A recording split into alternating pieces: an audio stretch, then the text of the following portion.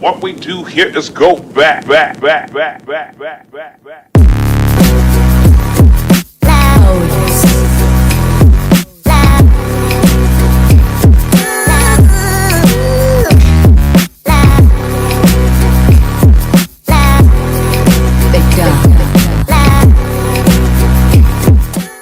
Jose Antonio Joe Vargas is an American media commentator and YouTuber. He is notable for his portrayal for his character Angry Joe and his production of The Angry Joe Show. As I'm a big fan of his YouTube channel, I've noticed the quality of his videos have sort of degraded over the years, and I have some major gripes about it that I want to bring up. Okay, stop right here. You can tell right away this guy's f***ing with me. Here, I'll be giving you my top 10 reasons why The Angry Joe Show currently sucks.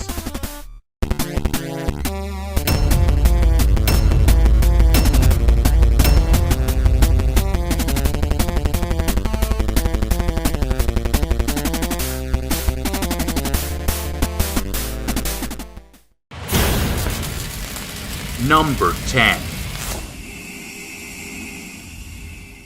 The rapid fire reviews suck. Like, I get it. They're supposed to be videos to hold over the fans as an angry review is being worked on, but nobody cared about the angry reviews. I can 100% guarantee that no one was introduced or subscribed to Angry Joe's channel for a forgettable rapid fire review.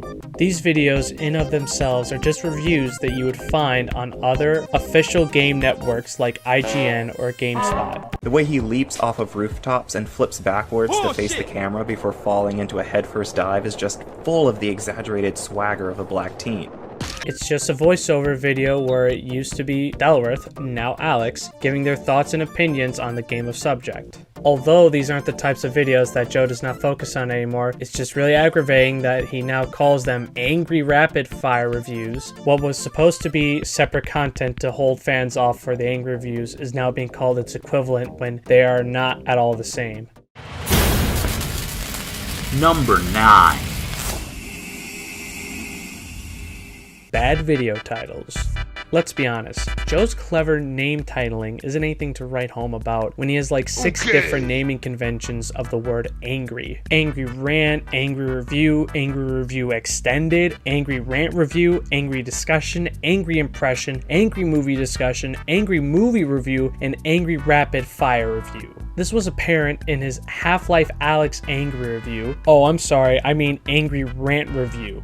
Joe went back and retitled it Angry Rant Discussion, like that's not even more confusing. But probably the only reason why he has review in the title is just so that he'll have better search results in YouTube's algorithms. Like Joe is really taking the piss out of the word review when he's going over something in a sit down and talk format. There was a time where this was understandable, like the Mass Effect angry review. Wait a minute, he calls it a vlog review and even apologizes for it and calls them boring? Yet it's still called angry review in the title? Which is it, Joe? There was no explanation when he did this again for Black Ops 4 Angry Review, and fans were outraged. Yet he pulls the same crap again for Black Ops Cold War, and nobody has been batting an eye because that's just the norm for Angry Joe content. Laziness. Maybe if the video was more scripted with some well thought out criticisms instead of his off-the-cuff podcast BS. With the recent resurgence of angry reviews, there's none of the computer screen bits that appeared in the OG reviews. I feel like the computer screen was like another character in of itself that had charm and it displayed bullet point notes that gave out the gist of what Joe was talking about. But of course that takes more thought and effort than a stupid sponsorship skit that takes too long and doesn't get to the point fast enough. Speaking of Joe's sketches. Number 8. Too long crappy sketches. Bruh. Before the full conception for the angry reviews, it's really obvious that Joe has experience in filmmaking around the time with his old gaming parody videos. Although the more recent sketches share the same caveat of them being a bit too long than what they usually are. It's like the Nostalgia Critic sketches where you feel like they just keep going on and on and on when compared to the old ones it just doesn't feel like they go on for much too long. I would like to sing a song that I wrote for you, Doug, if that's okay. Oh, Doug, that would be splendid. It's called Doug. Doug. Doug. So it's really annoying when sponsorship skits are into the angry reviews themselves with there being no change of variety unless you are watching a different sponsor. I understand that you want to hook in a viewer's attention because that's the point of an eye-catching and opening skit is for, and not a sponsorship give me money skit. If you want to have sponsorships in your video, then at least have it like Inside Gaming or Rooster Teeth Podcast where they just read off a script and they get on with it. Or if you want to be funny, hence why Joe does skits to begin with, then take a page out Grade A Under A where at least it's comedic and being informative about the sponsor. But before I go into number 7, today's video is sponsored by Raid Shadow. Get on with it. Yes, get on with it. Get on with it. Okay. Number 7. The current angry movie reviews suck. This is a controversial topic in of itself, considering how much I have to say about Joe's riveting and inciting current movie reviews. Luckily, the Angry Joe community isn't split down the middle on the video game reviews and the movie reviews, because one of those videos isn't what people are subscribed for. A lot of people were not liking Joe's movie reviews when they wanted to see more of his regular angry reviews, since the fans saw that he was focusing on uploading more of those movie reviews. This whole spurge of movie review content started to shape up when Avengers Age of Ultron came out, with the whole MCU craze starting to get popular. Joe felt like he had to bring back the movie reviews since he used to do them from time to time. Probably an alright example of a good movie discussion is Cinema Snob's Midnight Screenings, where he and a friend are literally in their car at the movie theater parking lot talking about the movie that they just watched. Meanwhile, Angry Joe's review of a movie is just him and his friends going off the cuff. Like, what's the difference between a discussion and a review when in your spoiler discussion, the only thing different about the spoiler video is just Nicole Kidman is a ghost and Rosebud is the sled. No! He's spoiling all the best plot twists! The saddest part about this whole thing is that Joe is only using review just to get better search results with YouTube's algorithms, like I've already stated. But what should surprise everyone is that the angry movie reviews felt more like a review over 10 years ago. Yes, Angry Joe's Avatar: The Last Air Conditioner by M. Night Shyamalan video has more thought and effort put into it than his current angry movie reviews in the past 5 years. I had more enjoyment in watching his actual movie reviews before 2015 because it feels like they actually took some thought and effort into them. Joe has made more movie discussions than he has of angry reviews, which makes me wonder if he just wants to shift gears and just drop the angry reviews in general. Like, fans are anticipating for him to make angry reviews, and if there were 2 games that already came out a month or 2, he would just focus his attention on the one game and never review the other said game. Watch Dogs 3. It wouldn't be weird if he covered an old game because it feels like there's at least 6 angry reviews that could come out during the span of a year, but Joe doesn't mind making those crappy movie videos because it's just him sitting in a chair and talking about a movie that Joe barely recalls because you would have seen more than one movie during that screening. Meaning they are just cranking these discussions in one take with barely any edits or cuts that'll make Ray William Johnson cringe. Number 6. The sit-down angry reviews suck. You know, there's something odd when Joe in 2014 would say something like in his top 10 best games of that year, because he was saying how in that video he didn't have more angry reviews for the majority of that list because he didn't make that many reviews for that year. That's something I need to fix. I need to put out way more angry reviews. I've got a plan in 2015, so. He made 14 angry reviews for 2014 and only made another 14 angry reviews in 2015.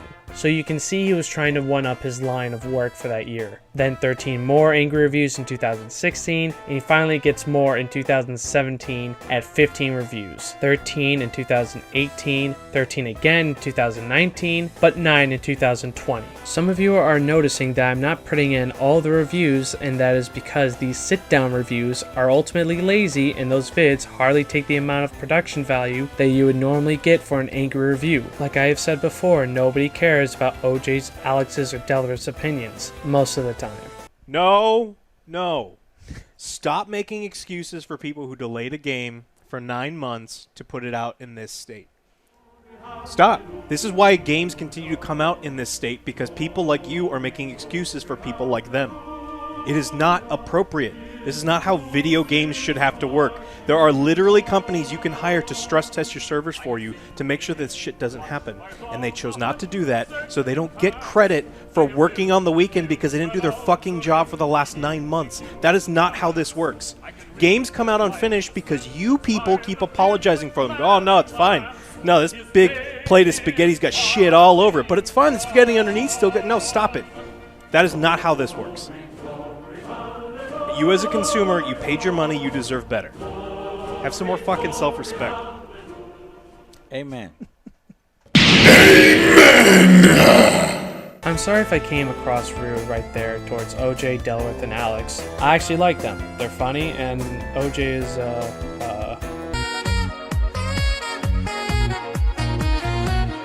But anyway, if it's a discussion video, then it's alright to include more than one person's opinion with validation for them being in the video to begin with. Regardless, if Joe actually titled those videos correctly as discussions, then I wouldn't be giving them as much of a bad rap. But when he is calling or referring to them as angry reviews, then I should expect them to be on the same caliber, not inferior versions. Number 5. Fucking money? I don't even have money in my wallet. Angry Joe is getting greedy. Yes, I do. I have $7 because you took all this and you fucking pocketed it. This is the only fucking shit you people care about. Guys, I don't mean to be a conspiracy theorist, but is it me, or is Angry Joe and Corporate Commander the same person? We hardly see them in the same room together, and even when we do, it looks like a green screen effect. But that's just a theory. A game theory. Because man, does it feel like you're as greedy as your mortal enemy. Corporate Commander, who is supposed to be the embodiment of how money-hungry these game developers and studios have become.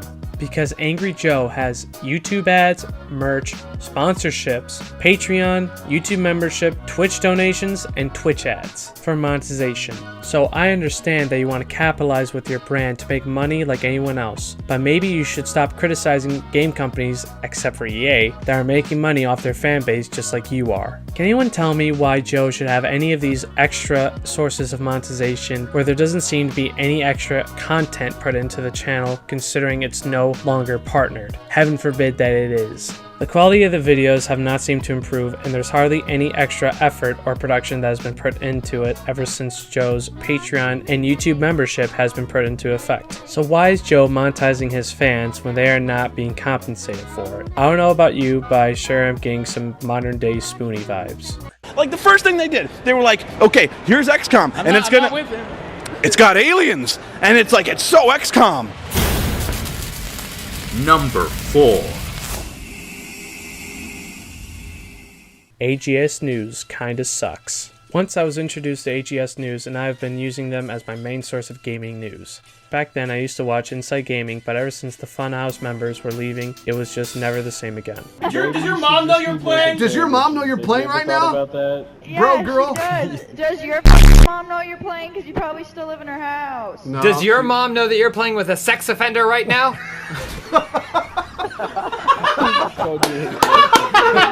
At first it felt like a nice substitute since I enjoyed seeing Alex as the host with both the Joes as their co-hosts. However, I felt they don't do anything to improve the news show itself, as it just looks the same as it would if you looked up their first news vid. I mean, it's not like Inside Gaming where you know which of the days of the week it is. Hey everyone, welcome back to Inside Gaming Daily for Wednesday. Yeah, Wednesday! Woo! That's Hump Day code. Woo! Everyone, welcome back to Inside Gaming Daily for Friday.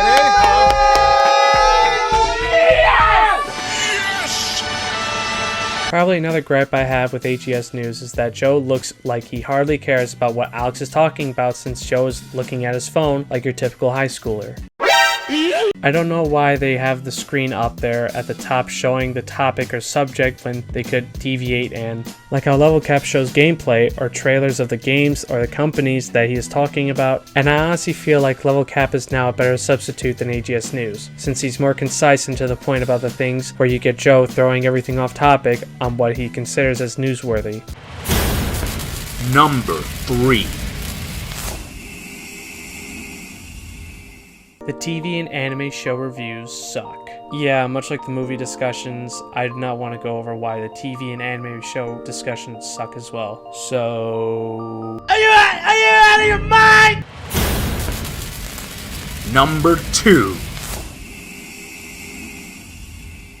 Here's the top 10 videos. I understand that cranking out top 10 videos like Watch Mojo cannot be done in the Angry Joe style of standing in front of a green screen and doing the top 10 best, worst, disappointing, anticipated, or game controversies that happened of that year. Oh wait, it can. With no big video game releases during the month of January, why can't Joe make those types of videos? It's great that he did in 2020, but it's like Joe feels insulted that he has to make multiple top 10 lists for the current year like it's his job or something. Oh wait, it is. I just don't want Joe to do a discussion top 10 vid because they are worse than his top 10 most anticipated games of 2011, where we got no explanation why Joe did this video with just his VO and never again. It was upfront and to the point. You don't get too many top 10 videos anymore, just the main 3, top 10 best, worst, or disappointing games of the current year. Around the time of writing the script, it didn't feel like Joe was going to be making any of those top 10s in general from all the content he doesn't make. I'm just saying that Joe doesn't have to do the usual stand-up video when Joe can make a top 10 vid, like, you know.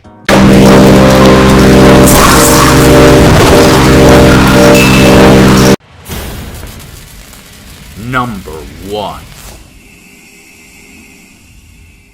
Where are the angry reviews? Which makes sense if you've noticed the random vids that you see on his channel, but I understand what the U in YouTube stands for, but I think that Joe is trying to pull something on his fans here, since Joe has barely put up 10 angry reviews for 2020. I'm not counting those sit-down discussions because they hardly take any amount of effort that would take for any of Joe's older video game parodies. Although the idea of not having angry reviews appear during the release of any AAA game makes sense, since Joe cannot cover more than one game throughout October, so why can't Joe just review the other games in the following months? Like for October of 2020, all you did was review Star Wars Squadrons, when you could have easily done probably one of your favorite franchises, G.I. Joe Operation Blackout. You know, the flagship of your own channel, or a game that Corporate Commander could have possibly made. But no, just make a dumb rapid-fire review of Watch Dogs Legion in November instead. Like, why not Assassin's Creed Valhalla? Does Joe have a contract that prevents him from doing more than one angry review a year or something? I'm saying this because after the winter holiday season, Angry Joe does not upload any angry reviews whatsoever after January because during that month, he makes the usual top 10 vids. Right now, Joe is trying to expand his content, covering more media like anime and TV shows, which is nice and all, but it's just the same old sit-down discussions. Quick reminder, unless it's just Angry Joe standing up, either talking to the camera or the computer screen character, all of Joe's videos is just him. When I shoot, I have 2 cameras, A camera and B camera. A camera, B camera. 2 people talking to each other in front of a green screen. I honestly don't hate Angry Joe. I think he's a cool guy, and I think that things can get better with his channel, but if you're watching Joe, don't take it personally, man. Are you out of your mind?